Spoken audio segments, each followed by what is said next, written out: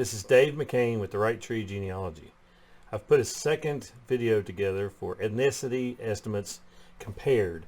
Child to parents, are they different? Disclaimer on this and all future slides. All opinions presented in this video are my own, and you should research the topic further yourself. Let's get into the presentation. How do you compare ethnicity estimates? Well, first, you need to understand how they are created, of which I covered in the first video on ethnicity estimates. Check out my first video if you are new to the subject. DNA topic is my ethnicity real. Link is in the description of this video and will also be in a link at the end of the video. Remember this, you get 50% of your DNA from each parent, but that DNA is mixed together and could increase or decrease your percent from each region compared to your parents. Real ethnicity estimates from Ancestry.com.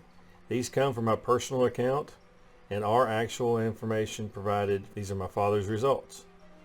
He is 25% Scottish, 24% English and Northwestern Europe, 22% Ireland, 17% Wales. Sweden and Denmark show up as 8% and Norway shows up at 4%. Real ethnicity estimates for my mother. She shows up 56% England and Northwestern Europe, 13% Scotland, 12% Wales, 8% Norway, 7% Sweden and Denmark, and 4% Ireland. When you see that, you go, okay, what should the child have? Now, using the simple math and basic understanding of DNA, it says you should have 50% of your father and 50% of your mother equally. Is this actually true? Let's estimate my ethnicity estimates and then look at the real estimates. So my father's matches on the left, my mother's matches are on the right. When you combine that, and I'm doing a simple math estimates, is taking 50% of my father and 50% of my mother for their ethnicity estimates, combining them and creating what a child should have. So I should, as a child, or the child in this case, father, mother, and child, should have 40% England and Northwestern Europe, 19% Scotland, 15% Wales, 13% Ireland, 7% Sweden and Denmark, and 6% Norway. That's what it should be if you look at just doing 50-50. Now these are real estimates from Ancestry.com, my personal account again. It says child's results, and it's actually my results. So I'm 33% England and Northwestern Europe, 26% Scotland, 16% Ireland, 14% Norway, 9% Wales, and 2% Germanic Europe. These are the estimates to the real. A couple points here. If you look at this, a few of them seem to match up pretty good. Scotland is interesting because it shows up at 19% as the estimate, and it's 26%. That's a pretty significant difference. Wales shows up, same type of thing, significantly less than it should, based on the estimate. Ireland shows up about where it should. Norway is 8% higher than what it should be. But then here's a big one. What? I have Germanic Europe 2%, and I shouldn't have, that should not show up. What's going on there?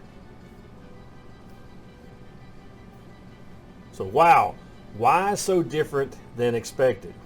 Two main things here. DNA does not follow a simple 50% of this part or 50% of that part of each parent. You get different DNA recombined or mixed. Recombination is the term they use when your DNA, your parents' DNAs mix together to form you. So it's called recombination. The ethnicity estimates compare each person separately. It doesn't know and shouldn't know that your parents are tested. This looks at you and the specific company's formula and data, with possible regions appearing for one person and not another person. So let's fly that out of there, and I'm going to take one specific piece This applies to each one of them. I picked the one that shows very obviously of interest to people. Me, or the child, shows up as 2% Germanic Europe. Now, focusing on a specific area, my mother in this case has 56% in the England and Northwestern Europe. My father has 24%. These are real data regions that appear on Ancestry.com for my personal account. What I want to talk about here is this. An explanation. Regions include swaths of other countries and can and will cause trace results.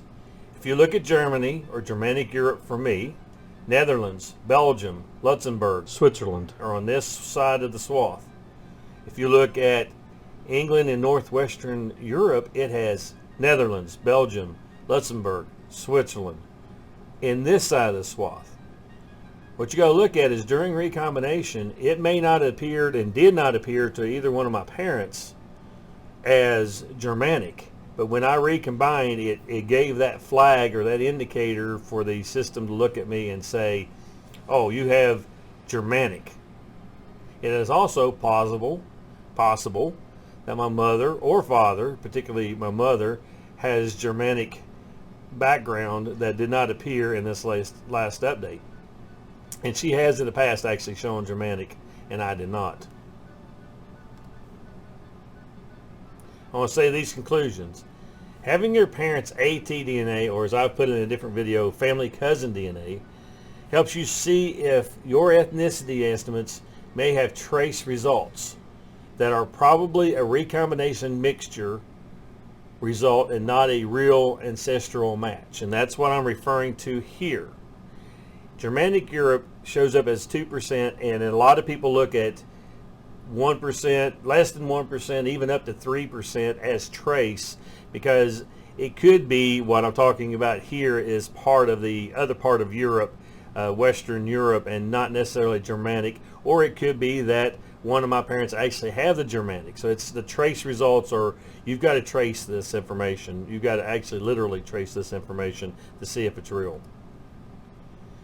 So it is also makes it possible to consider that a region could be circling into an area that ancestors one or both sides originated from. This takes traditional genealogical work or paper trails to confirm.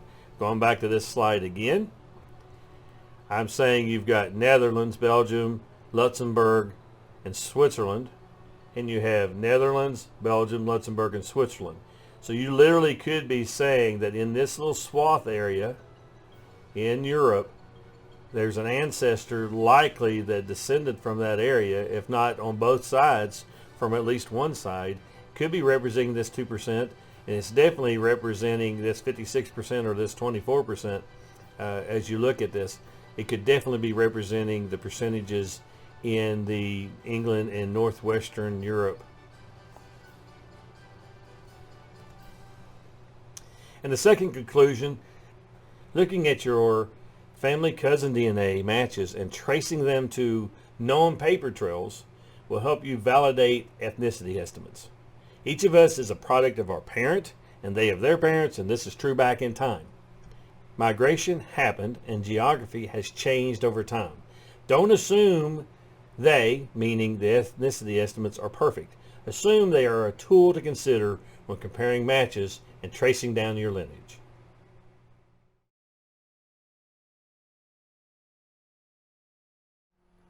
This is Dave McCain with the Right Tree Genealogy. I hope you enjoyed the video you just watched and consider subscribing, liking, and clicking the bell notification for future videos so we can continue this journey together.